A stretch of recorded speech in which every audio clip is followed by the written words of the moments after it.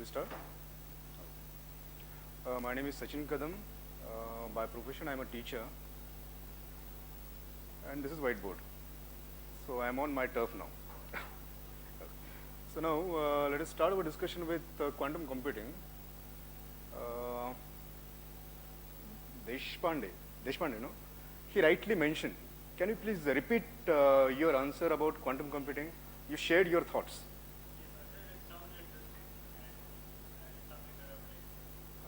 One more statement you mentioned, doubt. Yes. So, believe me, nobody is sure about what quantum computing is.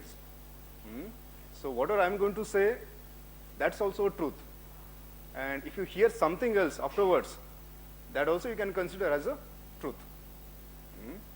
Especially Einstein, one of the person behind quantum theory, quantum mechanics, he also made a statement that I know that I am part of quantum computing, quantum theory, quantum mechanics, but I feel it's creepy. Marathi आपण म्हणतो की भुताटकी. So that was the opinion of Einstein, and up to his death, he was trying to prove quantum theory and quantum mechanics to be false. That means he was saying, yes, mathematically we have reached this particular conclusion, but still I believe we have made some mistake. And now when you are going to discuss the things, definitely you will find out why he was feeling in that particular fashion. Okay. So, one thing, there is lots of aura around this particular word. And there are lots of books also about quantum computing, quantum computers. But we hardly go beyond first 2 pages of any of those particular books, because all of a sudden equation starts coming. So today I'm not going to discuss a single equation. The reason I myself don't know those equations, okay? Because it is high funda mathematics. So just forget about those equations. And then where we make mistake is we directly try to jump on quantum computing without understanding the word quantum, without understanding quantum physics, without understanding quantum theory, without understanding quantum mechanics. We directly try to jump on quantum computing, and that's where the mistake comes. The confusion stems from there. So what we are going to do today is we'll first try to discuss quantum theory, followed by quantum mechanics. Then we'll jump towards quantum computing. Then we'll see hardware available, then software, and then applications. So this will be the agenda. First we'll discuss about quantum physics. Before that, what was the need for this quantum physics? What was there before quantum physics? So it is divided something like this. What was the scenario of physics as such before 20th century? Then the scenario between the transition between 19th and 20th century. Those 5 years, those are very, very critical ones. That means starting from 1900 to 1905. Then we'll discuss quantum theory, then we'll discuss quantum mechanics, then we'll discuss quantum computing, then we'll discuss quantum computing hardware, then quantum computing algorithms, then quantum computing applications. In this way we'll go. So let us start our discussion with the first point. What was the scenario before 1900? What was the scenario before this? Now, before this, the physics was dominated by one person, Newton. So that is known as classical physics. So physics before 1900, it is classical physics. And now we know Newton, but Newton is not the only person. What actually Newton did is he synthesized everything in one book, Principia Mathematica. So that is considered to be the first official introduction to physics, where he synthesized all available knowledge at that particular point. And basically what he did, he came with the 3 laws, Newton's 3 laws of motion. So one says that if something is going in straight direction, it will go in straight direction. Now if I want to change the direction, I need to apply some force, so that change will be proportional to the force which I am applying. And then whenever we are applying some force, there will be equal and opposite reaction. So these are the 3 laws of Newton. But now, they made a drastic change towards the way we look at the world. All of a sudden, see that classical physics, the basic fundamentals of that particular physics was that physics was applicable to the objects which we can observe, which we can see, which we can compare with our own dimensions. That was the basic thing. And now, when they try to apply these laws and derivatives of these laws to all these things which we can see, which we can compare with our own dimensions, all of a sudden they started feeling that yes, we can predict the things. That means there were two foundations here. If I know where one object is, and if I know its velocity, I can predict where it will go in future. This was the simple principle there. If I know where the object is, and if I know its velocity, that means I must know two quantities. Where its position. Second thing, its velocity. So if I know these two things, I can predict the future. That means the world is deterministic in nature. If today moon is here, I know the position, I know the velocity, then I can determine where the moon will be after 100 years. Same thing is true with each and every object. That means now what they were thinking that the world itself is deterministic. And that's why they came up with the word mechanics. So they started calling it classical mechanics, where everything is predictable. And that was the thing. But then, during this transition period, that means at the start of 1900, the horizons of science were expanding, and now they started observing the things which are not comparable with us. Earlier, the entire physics was limited with the things which you can observe, which you can measure, and which are in comparison with our own dimensions. But now, all of a sudden, they started looking at the things due to the available technology, which were beyond these particular limitations. All of a sudden, they started thinking about atoms. And towards other side, all of a sudden, they started thinking about galaxies, supernovas, quasars, which are much, much, much, much bigger than what we had done up till now. And again, their thought was very simple. If we apply these three laws and their derivatives, we can predict about those things also. That means we can predict everything about atoms, which goes towards one end of the spectrum, and at the same time we can predict everything about the galaxies also, which goes toward the other end of the spectrum. But now they were faced with surprises. New facts started coming. To mention few, for example, say, earlier their observation was, if say a person is running with say, walking say at a speed 10 miles per hour, in say this direction, and now if I put him on one say railway track, railway is also moving with say speed 50 miles per hour. So now what will be the resultant speed? 60 miles per hour in this direction of that particular person. If I ask that person to walk in reverse direction, it will be 40 miles per hour. That was the normal observation. But all of a sudden, scientists realized that light, its speed is constant in all the directions, in all the scenarios. And now there, this experiment is not at all applicable. That means, if I throw the light, then also the light speed will be same. And if I take the torch and start running, then also the light speed will be same. If I throw the torch and start running in reverse direction, then also the light speed will remain same. This was something which they never expected. So they repeated the experiment with the intention to make this particular observation false. But ultimately they have to accept that that's the reality. That means the speed of light, it is constant everywhere. Now that was something which was not acceptable for classical mechanics. Say, always they used to feel that something has to pass through some medium. So now light is coming from sun to us. Now, when light is coming, that means there must be something between sun and earth. And they considered that some fictitious matter, ether. So they came up with one word with the intention that future experiments will prove its existence. But that assumption was also false. That ether word was there only, but they could never came up with any experiment to prove that there is some kind of a medium between sun and earth. That means now light, it do not require any medium to propagate. Again, that was not matching with the classical mechanics and classical physics. Then one of the offshoot of classical mechanics was thermodynamics, which was saying that heat can always transfer from hot body to cold body.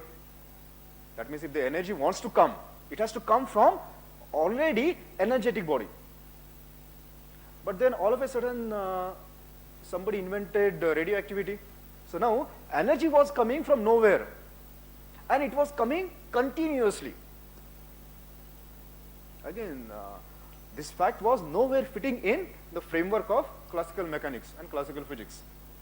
I have just narrated 3 points here, but so many other factors were also there. Now these were new facts. At the same time, earlier known facts started revealing other properties. For example, as we have taken the example of light, let me continue with the same thing. That means earlier also light was there, experiments were done. Now all of a sudden the realization started coming. Say for example, if I take a ball, and if I throw it like this, it will rebound.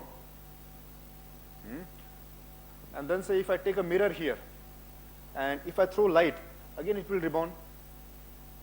Now ball, it's a particle, it's a big particle. And now if the light is also following the same showing also the same characteristic, that means light consists of particles. That's the reduction. So this was one observation. Then say at other scenario, now I cannot explain it, let me draw that particular thing. So if I take a cardboard like this, you can also do these experiments. You just take a piece of paper, then put a pin through that particular thing to create a very, very, very small aperture there. I mean, just pick it. So it will be very, very small aperture. And then you just take battery and then throw light on this. Then what we expect that light has to go through this, and then you have to get a small dot. That's our expectation. But what you will get is, you will get concentric circles like this. Today itself we can do this particular experiment at home. Now this is something amazing. And now this is wave behavior. That means say, if I take water, if you take say this is water, and if I take a drop, if I drop it, I will get concentric circles, because this is the wavy behavior. So now in this case, light is behaving as if it's wave. It consists of waves. So now we have contradiction. Some experiments, they are proving that light consists of particles, whereas the other experiments, they are proving that light consists of waves. Now which one is true? So this was a new fact, not new fact, already known fact, but with some new meaning. At the same time, say Newton's 3 laws, they were trying to apply everywhere. So if I take a ball, attach a string to that and try to rotate, then it will circle, because its centrifugal and centripetal forces will balance together. Then they applied the same thing to planets, and they found yes, planets are also behaving almost similar laws. So Newton and all these people were very happy, all his followers. And then atom was invented by Rutherford, and then they also came up with a kind of planetary model for atom. All of us we have seen that nucleus is at the center, and then electrons are rotating as if planets are rotating around sun. All of us we have seen this particular thing. That means nucleus is here, and then electrons are rotating around this. This was very easy to believe, because if that small experiment, if it is applicable to real planetary system, why it should not be applicable for atom? Now, can you think some problem with this particular system? It will just change the way you look at the things. See, the beauty of physics lies in small things like this only. What's the problem with this particular model?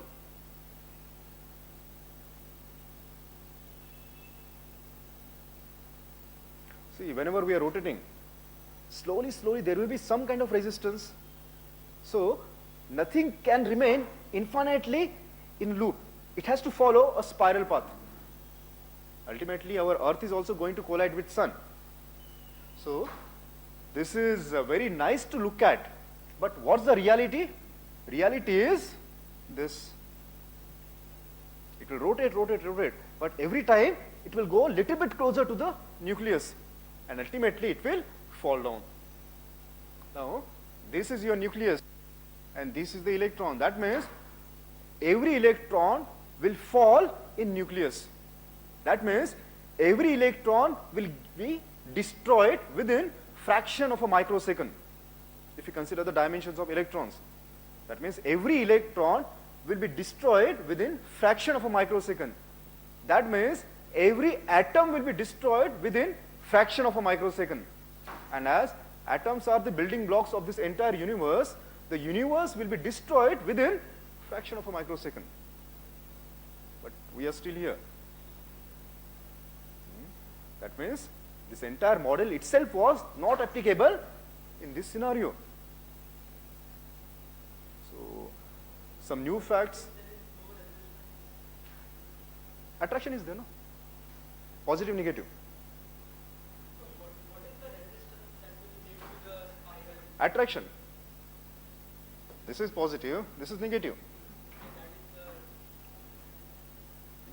So ultimately it will, because everything cannot remain 100% balanced for infinity. So there will be some kind of imbalance, so it has to follow spiral path. So they were the loop, these were the loopholes. I just mentioned few of them. So now they were thinking of something different. Now they started realizing that everything is not deterministic, or at least classical physics and classical mechanics is not applicable for each and everything. We require a new framework. We require a new theory to encompass these new facts as well as new characteristics of known facts. So this was the first realization, and here they realized that no, the world is not simple as we have thought. It is much more complex. So that was a revolution which happened between that time period, transition between 19th century to 20th century, 1900 to 1905. So many things happened during that particular time. And then, when the work was going on atomic basic level, now first we need to first understand when we are talking about atoms, we never understand actually what we are discussing. See, atom, how small it is? It is ultra small world. Already we had discussed that classical physics was talking about the shapes and things which are comparable with our own dimensions. Now, why the theories were failing was, if you take the atom, see if I take apple. If I make apple bigger, bigger, bigger, up to the size of, say, earth, then atoms in that apple will be the sizes of actual apple. That dimension we are talking about. If I make apple bigger like earth, then actual atoms in the apple will be of the size of original apple. So it is very, very, very small. That was the problem. So they thought, let us think about some new theories about this. But now, how to come up with a new theory? A new problem cropped up. Because how they come up with a new framework or theory? The traditional way is, first you observe the fact, Then you try to put some equations or develop some model. And once the model is there, you refine it till you get proper predictions. And once the predictions are there, you will try to apply to some other problems and go on refining the model. And once you are satisfied, you will say, yes, we have developed a theory. But here, everything depends upon, the pivotal point is observe the facts. But now here, considering the dimensions involved in ultra small world, that observation itself was not possible. Somebody may say, okay, if we cannot observe with naked eyes, let us use something like electron microscope and all these things and take the photographs and then observe. But when we are talking about subatomic level, the size of particle itself will go below wavelength of light. Now that time you just cannot observe anything because particle will change its nature itself. Those things we'll discuss afterwards. So it was not possible to observe, at the same time it was not possible to take picture, that means observe the things indirectly by some other mean. So something different thing was required to come up with a new theory here. And believe me, that new thing was a particular word which every scientist hates. It was faith. That means ultimately they said we have to keep faith on what we are doing. That's why that Einstein, he made that particular statement that it is creepy. Because you cannot observe something, you cannot measure something, but then also you want to come up with a theory. So, about the faith, let me just show you an example, how this particular word is important in this particular context. We believe that everything is here. See, this carom board is here, I am here, we are all here.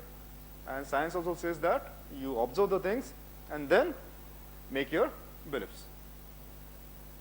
We are observing the things and then we are making sure that yes, things are here. Then the question is, are we really looking at the reality? That means now my question is, are you really looking at me? Are you 100% sure that I am here? Now let me show you one. See, always we do these experiments in our school days. Now look at these experiments from philosophical point of view. Very simple experiment, all of us we are done. So, say if coin is here, so now where the coin will appear?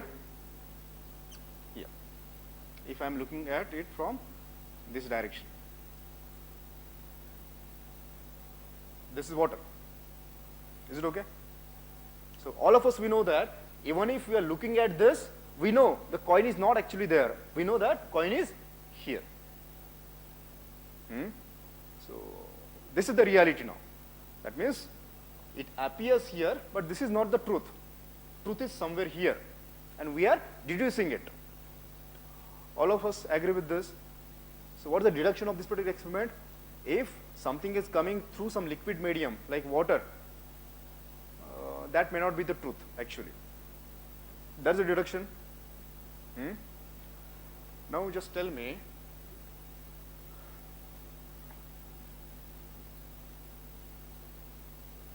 this is our eyeball. And what is here? What is there in our eyeballs? It's liquid only. So actually we are looking at each and everything through water only. So if we are saying this is not reality, then how we can say that whatever we are always looking at is reality?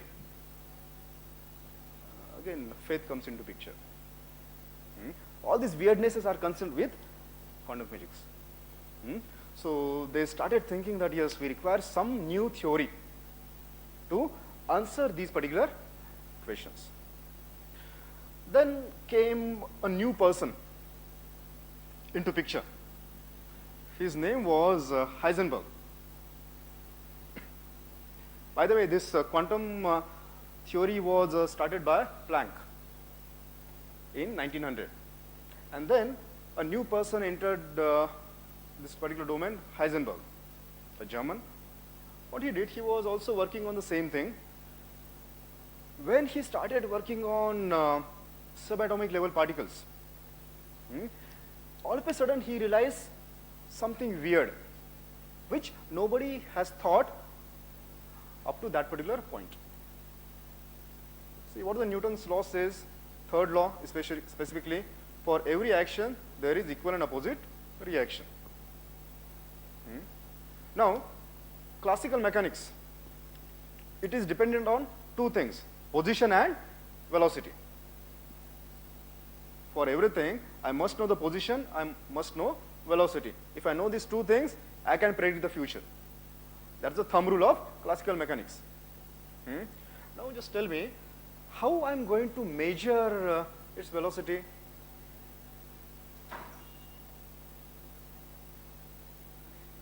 With using some instrument? Definitely. Yeah. But again, we need to measure it. I will use this particular position, so I need to measure, I need to use some instrument to check out all these things. It can be position, it can be velocity. Now, can we apply Newton's third law here? Let me simplify the thing.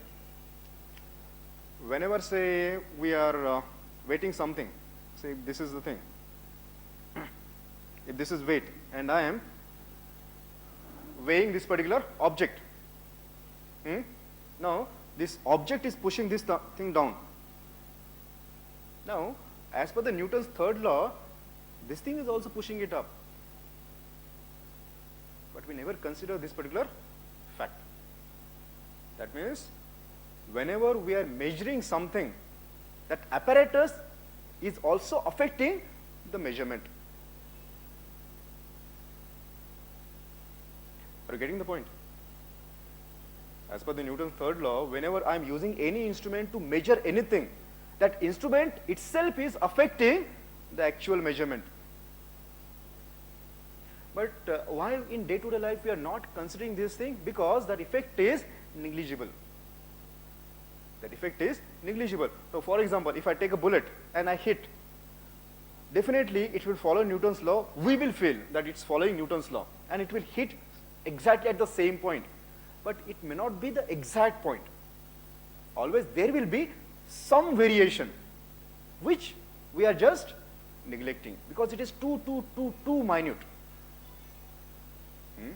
But now when we are talking about subatomic particles, just now I told, if you take say apple, make it the size of earth, then the atoms in the apple, atoms in that apple will be of the size of apple. So I just given you the comparison with the size. Now let us take the comparison of distance between, we always, this is the nucleus and electrons are moving in this particular direction. But have you ever imagined what might be this particular distance? What might be this particular distance? If I take, say, nucleus as a small ball like this, then the nearest electron will be 1 kilometer distance. These are the dimensions really involved. If I take nucleus as a small ball like this, then the nearest electron will be 1 kilometer. So that much vacuum is there and the dimensions are so huge in comparison. Now here, those minute differences really matter. That means now say, if I want to consider this thing as an electron, and now if I want to measure its position and velocity and predict where it will be there after say 1 second, same classical mechanics experiment. But then here, the apparatus which we are going to use to measure will affect the actual measurement and the error will be monumental. And here, you have to just have faith on this particular error. The error will be something like 100 kilometers. Mathematically, it has been proven. That means, I may say the electron will be here, but my prediction will be wrong, may be wrong by 100 kilometers. Now, that's the ultra small world we are talking about. So, what Heisenberg said that if this is the thing, then you just cannot have correct measures of position and velocity. And then he said, if you want to measure position correctly, then you can never measure velocity. Or if you want to measure velocity, then you can never measure position.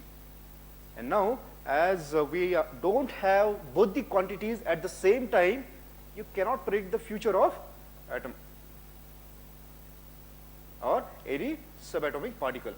That means your entire classical mechanics just collapses here. Now, no rule is applicable in this particular scenario because everything will be approximation. Now, you just cannot say with confidence that yes, this electron is here, it will go there. It may be there or it may be at some 100 kilometers away. And that's the reason in all our higher standard books, you will never find a diagram like this. Always you find a donut shaped. All of you have seen? That means they show something like this, a donut, three-dimensional. And they say that this is where your electron will be. So this is the probability of electrons which they are showing you. That means electron can be present anywhere in that particular space. And one thing which I'm going to discuss after some time, what I'm saying is, we all say God, it is present everywhere. At the same time, it is present here also. So here we are saying electron may be present at one of these points, or electron can be present at all these points. Again, this is something different. What the mathematics is showing us is electron may be present at one of these particular points, or it can be present in all these points simultaneously. That means if I go and if I check electron here, I will find electron there. If I decide, no, I want to check electron here, I will find electron there. If I want to check whether electron is here, I will find electron there. Something magical. That's why Einstein always was using the word creepy. So here Heisenberg introduced his principle of uncertainty. That means everything is uncertain. Everything is probabilistic in nature. So this is where quantum theory discussion we are going to end up. So this is the foundation of that quantum theory. Now, once this is done, then how this particular thing we can abstract for our further discussion. I'm going to use the word quantum mechanics here. So, out of all these properties of quantum theory and quantum physics, 3 properties of utmost interest to us. So, let us consider one experiment first. These experiments are very, very interesting.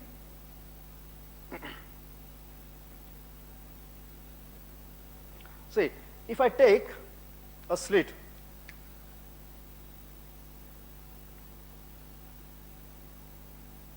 this is a piece of paper and a slit is there. And here say I will take a background. And then if a water wave comes here, then it will also go like this, and here I will get interference pattern. It's a wavy nature. And already it was proven that light follows wave nature, and other experts have proven that light follows particle nature. So we have this duality of nature. Then what they thought was, let us consider this experiment with light. So they followed the same path. What they did, they control the light emission source. What they did, they said that we'll control how many photons are going out. Because by that particular time, Einstein has, by the way, the Einstein, he won his Nobel Prize for his work on photoelectric effect. So there he established how to control photons and all these things. So if here is a light source, then they said that we'll control that particular thing. So that at a time only one photon will be emitted. So now it is nothing like a ball. It is like a particle only. So now it will go through this. And what they were expecting is, they will get a line like this. Because this will go on brushing like this. No, it is something like I'm throwing ball through a small slit. So definitely it will go through and I will get an approximate line there on the back hand side. This was the expectation, because here we are controlling the photon. So specifically we are saying we are throwing balls of light. But what they realized was, here again they are getting interference pattern, even though they are controlling photons. So they were baffled by this entire thing. Then what they did, now be attentive here, this is the most interesting thing in our entire discussion. They come up with another experiment, this time with two slits. This time with two slits. Again, the light source was there, and again they were sending only one photon at a time. Only one photon at a time. And then they checked the background pattern. Then again they found interference. Then what they thought, that as it is following the wavy nature, probably it might be happening that sometimes the photon is going from this slit, sometimes the photon is going from this slit, and then they are generating waves, and both the waves are again interfering to give you interference pattern. So that logical, it was perfectly right. So then they thought that let us check it out, how many photons are going from one slit and how many photons are going from other slit. Up to this, everything was fantastic. And now something miraculous happened all of a sudden. They put one instrument here, one observer, because they need to observe, no, which photon is going through which slit. And all of a sudden, when they started doing this particular thing, that means they have put one observer there now. What they see, nothing has been changed in the experiment. Same source, same one photon they are sending, same slit, same background. This is nowhere going to affect your actual experiment. It is external entity, no? I am just observing. It is nowhere going to affect anything. But all of a sudden, they got two lines. That means all of a sudden, light started behaving as particles. They removed this particular observer, they got again interference. They put the observer, again they got two slides. And this was something miraculous. That means, if I am putting the observer, the light is behaving as particle. If I am taking out the observer, light is behaving as wave. Now the question is, does the photon knows that somebody is observing it? It is something like kids. If nobody is watching, they will create mess. But if somebody is watching, they will be very, very disciplined. Now the same thing is what's happening here. If somebody is watching, the photons are very disciplined. They will go only through one slit at a time. But if somebody is not watching, we don't know what is happening there. So the entire question then boils down to, does photon knows its existence? And does it is aware that somebody is observing me? We don't have any questions for these particular things. Okay? That thing is still there, but these are the facts with us. Then something miraculous again happened. Then they found out that that was the only deduction which they draw. After repeating the experiment again and again, what they came to know that when the observer is there, photon is going through one slit, either this or this. That's why you are getting two patterns, because there is no question of interference. But if you are getting interference, that means same photon has to go through both the slits simultaneously. Then only you will get the interference. That means if nobody is observing and I am sending one photon, so it will come up to here, and here it will go from here and it will go from here at the same time. We just cannot code this logic in our programming languages. Okay, just forget about those things. It will do this at the same time, it will do this also. Our customer will kick us out. Something magical was happening here now. Photon is going through both the slits simultaneously, and then they extended the experiment, and then they realized that, now believe my statement here, this distance is immaterial. That means one slit can be here and other slit can be on the other side of the galaxy. Then also, if I am sending a photon, it will go through both these slits simultaneously. Something magical. We have to just have faith here. That's why I have used that particular word. That means now if I consider this door as a slit and say one door is there in USA of Synergip office, then I am entering through this door, at the same time I am entering through that door also. That's the way photons are behaving. So this was a peculiar thing. That means it is present here, at the same time it is present everywhere. And now this particular property is applicable not only for which slit they are going. This is applicable for, now they extended the experiment further. This particular property of being in multiple states simultaneously is applicable for all the characteristics of all the subatomic particles, not only photon. It is applicable for electron, it is applicable for atoms, it is applicable for Higgs boson. You name the subatomic particle, for each particle this is applicable, and this is applicable for all the properties. At least now say if I take a ball, now I can rotate the ball in clockwise direction, I can rotate the ball in anti-clockwise direction. But at one time I can do only one thing. But these subatomic particles, they can rotate in both the directions simultaneously. That means it will rotate in clockwise direction also, and it will rotate in anti-clockwise direction also at the same time. And not only this, they can rotate in n number of directions or dimensions simultaneously. Now just forget about clockwise and anti-clockwise. There are multiple axes, no? Why you consider only one axis? This axis is there, like this also they can rotate. This axis is there, like this also they can rotate. So there are infinite axes. So around all these axes, they can rotate at the same time. Again, nobody imagined that something like this may be present. So we have seen three properties here.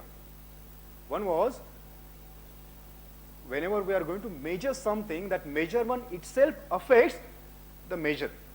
That means the observer affects the reality. First point. Second point is, photon is going like this. Then what they did something different. They took one photon. We can consider any subatomic particle now, because all the properties are applicable to all the particles. Say let us take one atom. Let us take another atom. Club them together. Then you separate them out. Then something magical happens there. Now, if I rotate this atom like this, the other atom will also rotate in the same direction. If I take this atom like this, other atom will also do something like this. Then we may feel that some kind of linkage may be there, invisible link, something like electromagnetic force or something like this. Hmm? Again, that doesn't matter. The distance doesn't matter. I can take this particular one atom to other side of the galaxy. And now one atom is here. Now if I rotate this atom in this fashion, that atom will also rotate in the same fashion simultaneously. Now, are you getting why I am stressing this particular word simultaneously? Because Einstein has proven that nothing can go faster than light. That's the ultimate limit. How fast something can go. That means even the sun's light, it takes approximately 8 minutes to reach Earth. And now here the things are happening simultaneously irrespective of the distance. That means if I am considering Einstein, then even if say there is some kind of invisible link, then also if we are going to consider that light speed is the upper limit, then if I am rotating something like this, that atom, it will take years to rotate. After years it will rotate. If we are going to believe light is the limit, but that is not happening. Simultaneously both the things are happening now.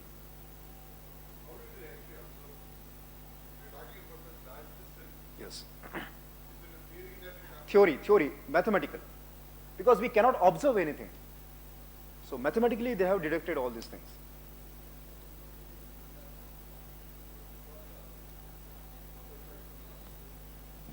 For 2 years. One person did this experiment.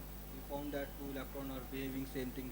He did one experiment in US and he did another experiment in some other area. And some they are behaving the things. So he did that and he got the Nobel Prize for I think 2 or 3 years. Now they have named this particular thing. Now they call it entanglement. That means now these two atoms, these are entangled together. So now we have three properties. One is entanglement. Other one is observer effect. The observer will change the thing which we are going to observe. And third is superposition. One thing can be in infinite states simultaneously.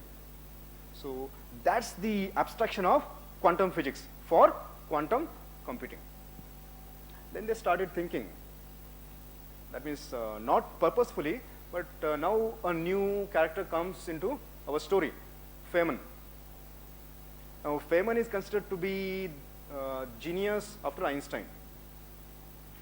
He came with the concept of quantum computing. And his idea was very, very simple. What he said was, if atom, it can remain in multiple states simultaneously. Now today we talk about our computers. These are electron-based, electronic computers. Now electronic devices, they can be in two stable states simultaneously. That's why we use binary system. Now, if we use these subatomic particles as the building blocks of our computers, now presently one device can store only one bit of information. It can be, say, flip-flop. It will store only one bit of information at the one time. But now say if I replace this flip-flop with one subatomic particle, now theoretically it has been proven that it can remain in infinite states simultaneously. That means it can store infinite amount of information, only one bit. Only one bit now is theoretically capable of storing infinite amount of bits, number of bits, information. Infinite, it is present in all the states simultaneously. You consider any particle, all the subatomic particles will show the same fashion behavior. So you consider entire thing as electron or entire thing as atom. So for the simplicity of discussion, I am considering atom as subatomic particle now. States simultaneously.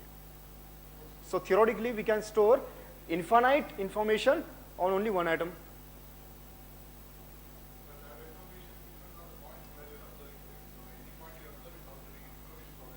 We'll come to that particular point. That's the second point which will be there. So now theoretically, one subatomic particle can store infinite amount of information. That was the thinking process where Feynman started. And then he tossed this particular idea, can we come up with a computer like this? Then the thing of superposition came into picture. So then somebody thought, okay, then they are going through different slits at the same time. Now presently what happens? Electron, electric current, it goes through a predefined circuit at one time.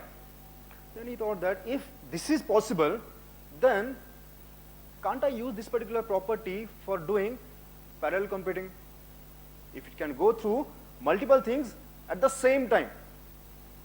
So can I leverage this particular thing to come up with a parallel computer processing unit? So at one side they were thinking of storing infinite information on only one atom, one subatomic particle. So that data storage capacity, that question was out of question now here. And at the same time, processing, they were thinking, can we create a parallel computer using these properties shown by quantum computer? So when this particular thought started, it was the birth of quantum computing. So once the ideas were stabilized, then they start thinking how we can realize this particular thing. So ideas were there. So what is required now first? First we require subatomic particles in stable state, because we must be in a position to locate them individually. So what they did is, I have just seen the photographs of these things. They used some kind of electromagnetic force to balance the things and create a thin layer of subatomic particles. By the way, I just missed one particular point. This subatomic particles which stores infinite information, they are known as qubits. Our normal thing we call bits. These things they call quantum bits, that is qubits. So now, how to create these particular qubits? So they said that let us do this particular thing by applying some electromagnetic force. So they created a small layer to make sure that they can independently locate those atoms or subatomic particles at will. So that was the first thing to do. Now, only that particular thing was not sufficient, because external forces, electromagnetic forces, will immediately distract the entire setup. So that entire thing they put in a big tube. So inside, no electromagnetic interference will go. That was the second stage. And then the third stage was, everything is possible at very, very low temperatures. So the entire assembly they kept in liquid nitrogen. So now, if you see photographs of quantum computers,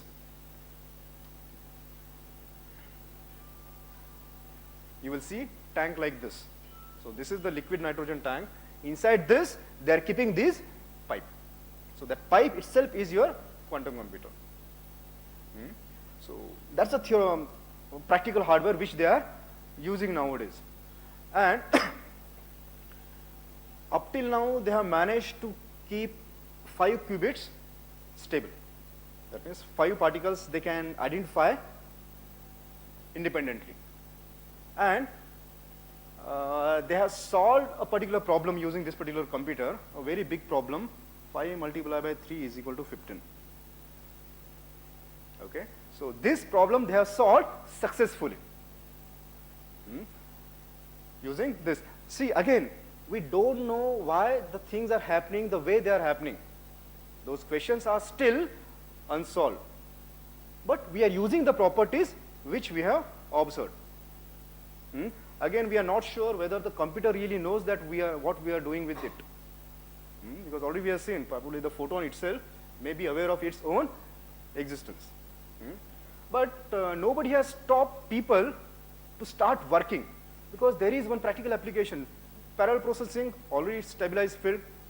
So the scientists are working to come up with algorithms so that whenever quantum computer is ready, they will have something to start working on it.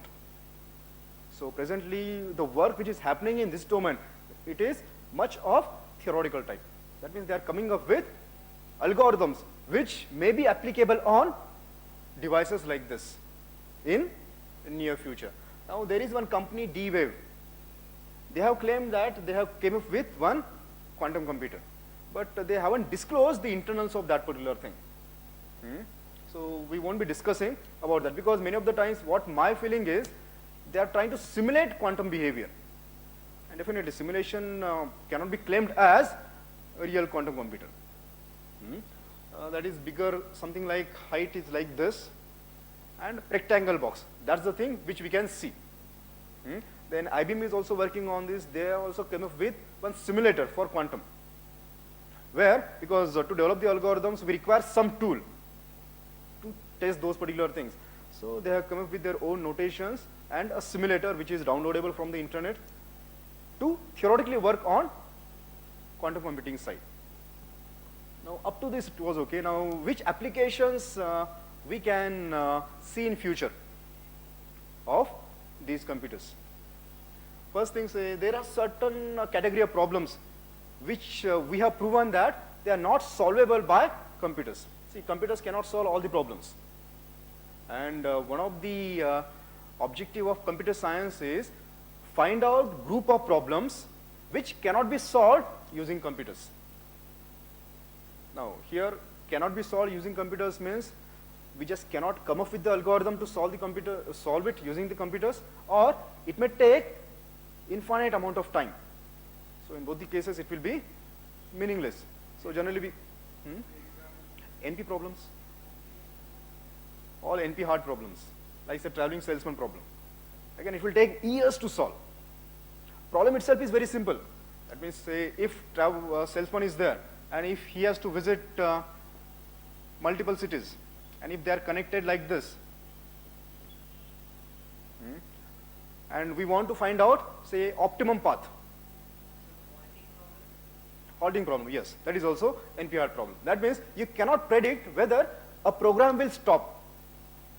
That means you cannot write a program to predict whether a given program will stop or it will always go on executing. That is a halting problem. So there is a category of these particular problems, NP-hard problems.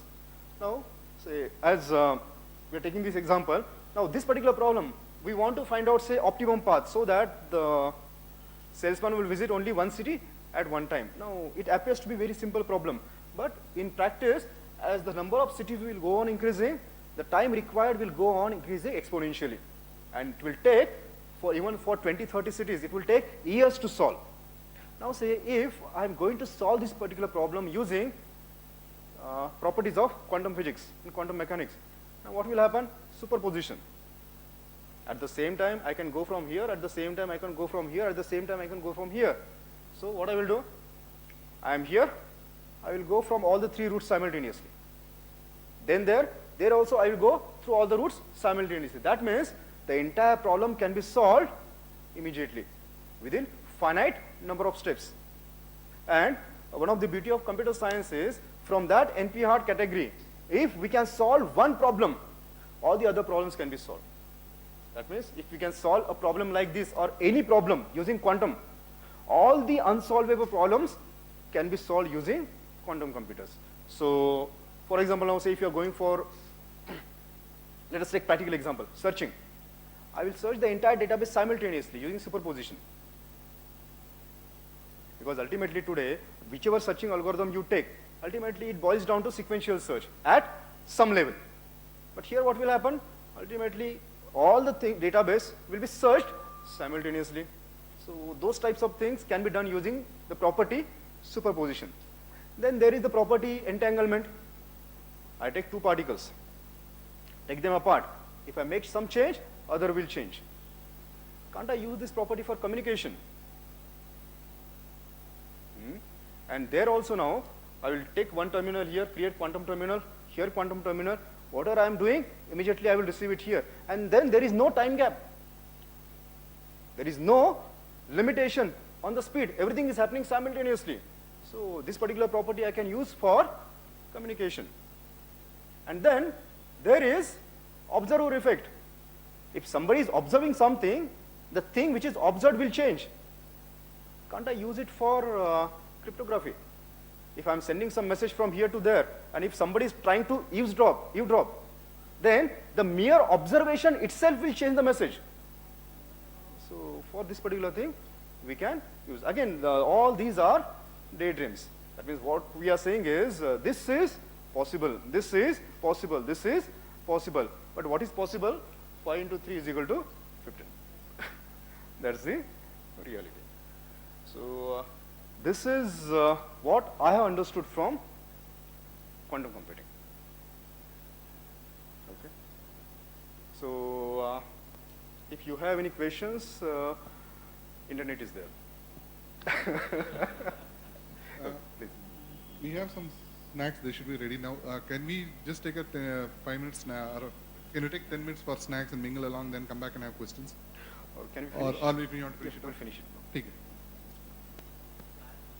Oh, please. I had a question with regard to the solving using a quantum computer. How do they propose to observe the solution? Your solution will be there immediately by virtue of things happening in simultaneously, right? Even this traveling salesman problem. How do you observe the right solution? No idea.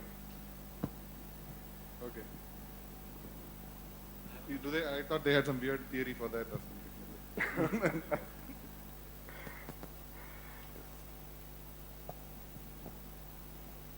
You told us about qubits, right? It stores multiple bytes of information, like Bits. infinite bits of Infinite bits of information, right? information. So if there are infinite number of bits, so aren't they unmanageable? Sorry. Somehow we will find out some way. So it is not like manageable to. They have managed 5 stable qubits. But every No, qubit they have of- managed this to solve this particular problem.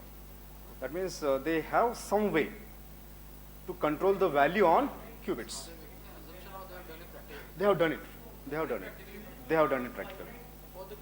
For 5 qubits they have done.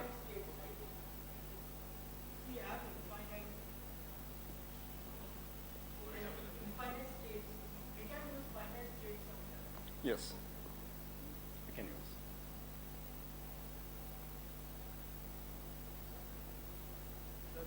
Actually, you mentioned about the TSP problem, this traveling salesman problem. So, are there any kind of algorithms to solve this kind of problem? For traveling salesman, Traveling salesmen. presently yes, we do have. Which one? See, whenever you are talking about algorithms, generally we go by different algorithm. No, that is nothing to do with quantum. Hmm? That means you can go by, say, greedy method. Greedy method, okay. That's the simplest one. Or then you can go with, say, divide and conquer. Debug, okay. Or what you will say that let me follow a different way, decrease and conquer. Okay. So in decrease and conquer, what you can do, you can decrease by, say, constant, or decrease by a ratio, or constant ratio, or decrease by variable constant or variable ratio. Or you may feel that let me think about the solution by transform and conquer way. Okay. Or you may feel that let me follow this particular thing, dynamic programming approach, Dynamic or programming, branch and bound approach. So multiple algorithms are available, but none of them is acceptable with their respective time complexities. Always it is exponential.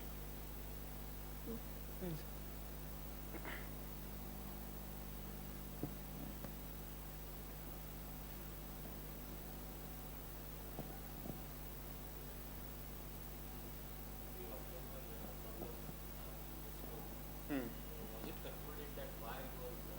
No.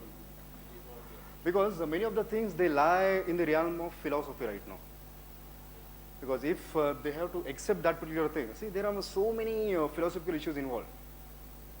Now, and this is not the only theory. There are other parallel theories are also going on. Some, you must have heard about string theory. Then there is something like M theory.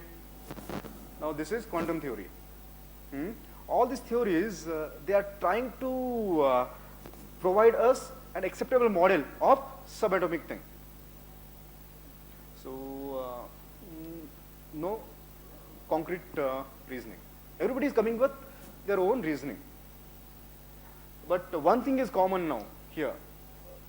What they are saying is, and you just check out the new images of atoms on internet. Now, whatever those classical model, nucleus and electron balls are evolving. Now that model is scrap model. Now they have realized that at bottom there is nothing like particle. Everything is energy. That means if I take one, I will break it down. Atom, I will break it down. I will go to Higgs boson. I will break it down. I will break it down. I will break it down. One point you cannot break because nothing is there to break. It is only energy, only wave. So whatever we see this is just a kind of miracle what we are looking at. Actually, there is nothing like particle. That's what the new theories are talking about. So there is nothing to touch at the end. That means I am using this finger and I am touching it. But if I go looking, then at some point I will feel that there is nothing to touch because it's only energy. Then multiple things. I was talking about that string theory. Now they are taking the entire ball game to other dimensions. Now presently we are talking about 3 dimensions. Now to answer all these unsolved mysteries, they are coming up with new dimensions. That what they are saying that inside there may be 7 dimensions. One theory is saying there may be 11 dimensions. And the problem with us is we can imagine in only 3-dimensional. Beyond 3 dimension, we just cannot imagine. If I ask you that you imagine me in 4 dimensions, we just cannot imagine. But mathematically, these things can be proven. That means if you ask me that narrate this particular thing 4 dimensions, mathematically it can be done. That's why all these theories, these are proven in mathematics or they get support from mathematics, but practical experiments till it's difficult. And then more importantly, visualization. That is again a big hindrance. I just heard about the theory of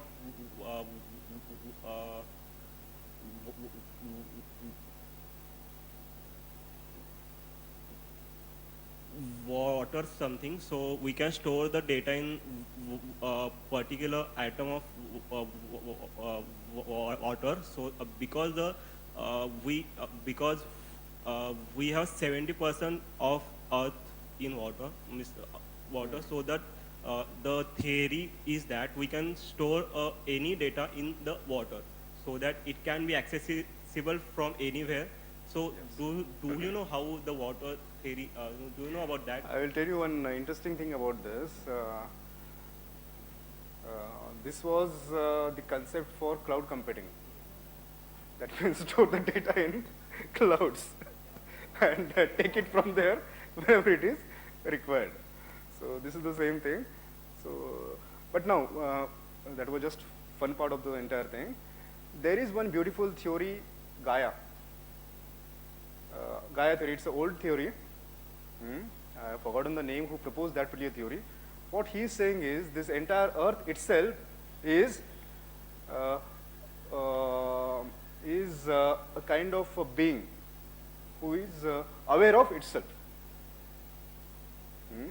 And it's playing with all of us. So everything is stored somewhere. So storing information, that's not at all an issue. Because ultimately it is what properties you are going to measure to give them some meaning. That means if I take this, I can say I want to use this particular rectangle to store 100 bits. And now how I'm going to use those, store those 100 bits, I can say length, height, all these things, color, shadow, because those are the parameters. So if something is there and it has say 10 parameters, I can store 10 bits of information there.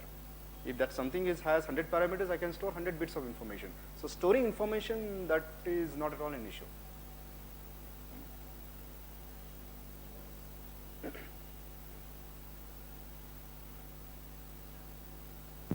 So these libraries which are available on the internet for quantum computing, these simulation libraries, what do they do? We have these libraries which are available in this IBM website and all that for quantum computing. IBM. What do they do? I mean, if you want to come up with quantum algorithms, so they will help you to simulate those particular things. But again, that is limited simulation. So simulation in terms of simultaneous path or Yes, the. yes, yes. So that is nothing but highly parallel simulations Okay. using existing conventional wisdom. Okay. Only they will come up with some new symbols and all these things. So you are telling that a qubit can store infinite information, right? Theoretically, yes. So, okay, let's say it is storing it. So you are, okay, right now I say they have calculated 5 into 3 is equal to 15. Yes. So as this particular qubit has infinite information and I get a kid and teach him 5 into 3 is equal to say 35 and go and get information out of that qubit. So eventually, because there is infinite say data over there, he can get 35 also. So how can we like say ki, okay, I have given this problem, I don't know the solution and I have that solution. What is the right solution? Because again, there is Yes. infinite. So it is not, for me, I cannot draw conclusion for things which I don't know. The only thing I could like give a theory, okay, I could prove it. Anything could be proven on its front. Yes, they have proved it. Because we know 5 into 3 is 15. Yes. I think even I can That's prove that's how we 5 prove the into- things, no? So That's how we prove the things. That means testing. You will give some known input, and you know what's the expected output. And if you're getting the expected output, you will say, yes, my programming is working properly or my algorithm is working properly. So they were knowing if I give 5 and 3, they will set up the entire system for multiplication. They were knowing that they're expecting 15, they got 15.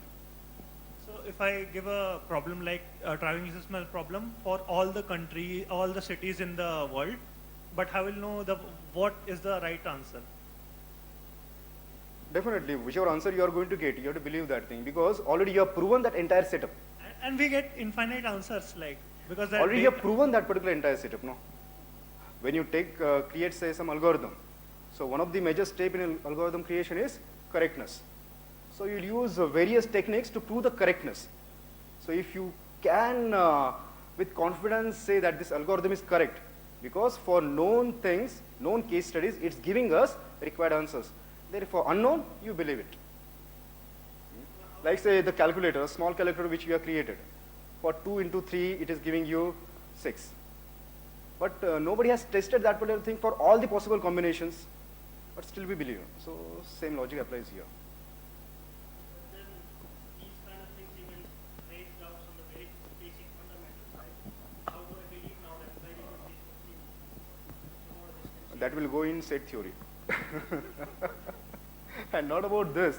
There is doubt with quantum computing, quantum theory itself. What you're saying is that even in the principles and the domain of uncertainty, mathematical certainty will still remain a Again, that is doubtful.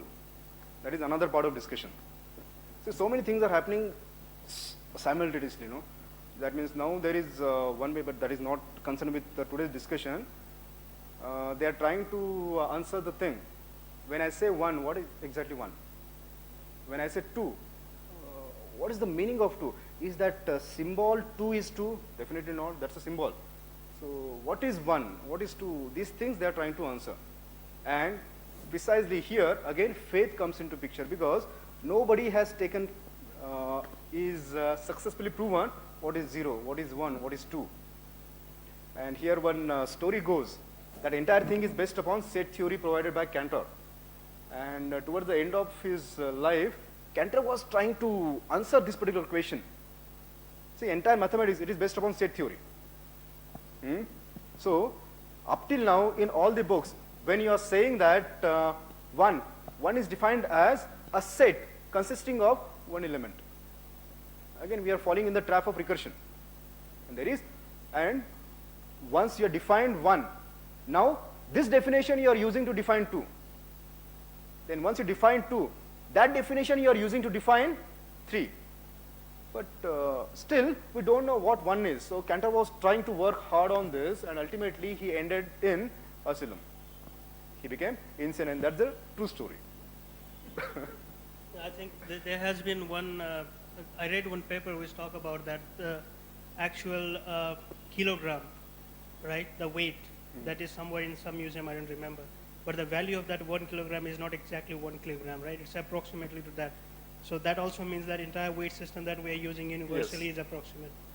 Because nobody knows what is 1 kilogram. Okay, I just had a quick question regarding this. You mentioned about that board on which the experiments are going on. What kind of hardware are we talking about when we talk of quantum computing? Thin layer of subatomic particles. For example, like in electronic aspects, we talk about silicons and things like that. So, A thin layer of, that means you can use any material. No? Ultimately, everything contains atoms, subatomic particles. okay. So any material, only a thin layer of subatomic particles. And you just balance them somehow. At the end, you say about the encryption. So how did you achieve this? Encryption, you told about cryptography See, and something. Somehow you are say, now cryptography say, one of the major issue with cryptography is prime numbers. And why today's cryptographic algorithms are secure? Because, not because algorithm, but because time required to find those prime numbers. Okay. So now if we tomorrow get quantum computers, then you encode it using any algorithm, within fraction of second we will get those 2 prime numbers. So cryptography will be out of question. That's how it will go. So actually for TSP, I solved this problem by using different methods. Nice. In my DA subject, design and analysis of algorithms. So I have Yes, a I knowledge understood of when it. you asked that particular question. Sir, actually different kinds of methods I implemented in there for TSP, and What was the complexity you achieved? complexity, that is NP hard. That is something No, 2 no, raised time to complexity. 2 raised to n. Ah.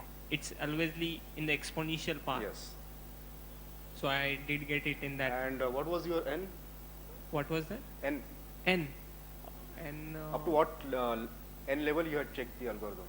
I think 5 by 5 matrix. I checked it. And what was the time required Time required, I think in hours? hours. I don't know much right now. So definitely it will take Lot hours. of time. That is a good thing. Thank you, sir.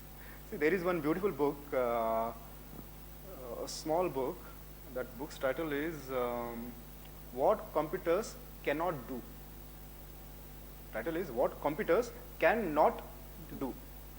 So there they have nicely narrated all these computer science problems, which just cannot be solved with our computers. No matter how clever the programmer is or how fast computer is. So just for the sake of curiosity, just go through that particular book. It's by, it's a foreign book, so you have to order it. But worth reading. And importantly, it is small.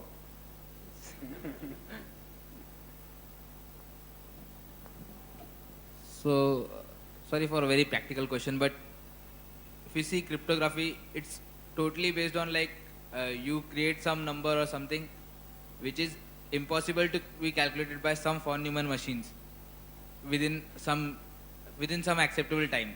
Yes. So if this thing pitches in, so the whole cryptography fails, Yes. the whole world security fails. Yes. How do you plan to? I don't. We don't. Something about that. So if what he just said, that if we get to use quantum computers, then the whole cryptography thing falls apart. But then we go ahead with quantum cryptography, which is using different, so those modifications of those methods so that you can't decipher what is being encrypted. Yes. And that is how, when you don't decipher, you can't decrypt it. And the encryption remains safe. That's true.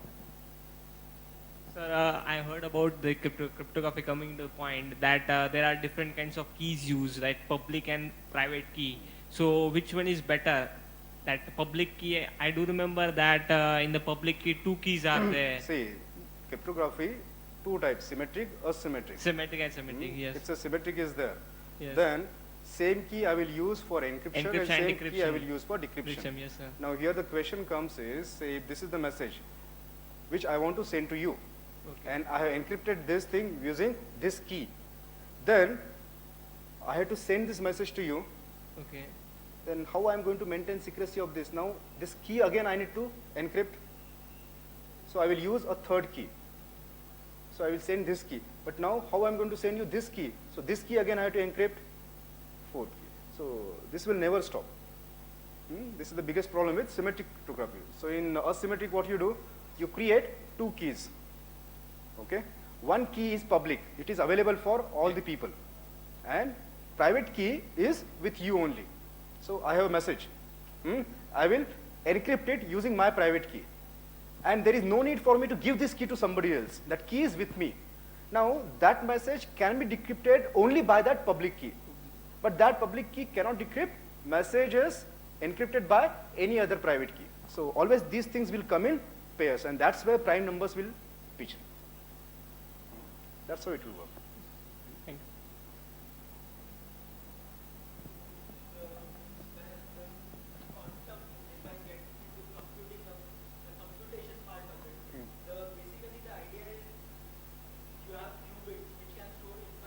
Yes. Yes. That is parallel processing power. So it is something like infinitely parallel computer.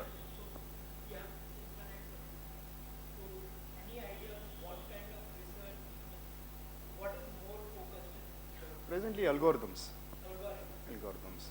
That means once the computers are ready to test those particular computers. So in computers, one side they are building the computers, other side they are developing the algorithms. This is, I think, 3 years old. 3 years. But research papers are available for this thing. Others, this D-Wave I told you, but they haven't disclosed anything.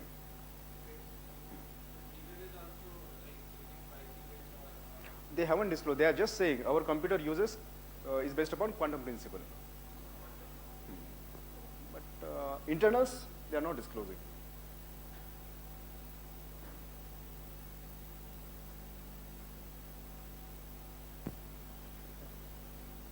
Any more questions? So we have a little memento from Sunazar. Like to ask Mr. Vinayak to give.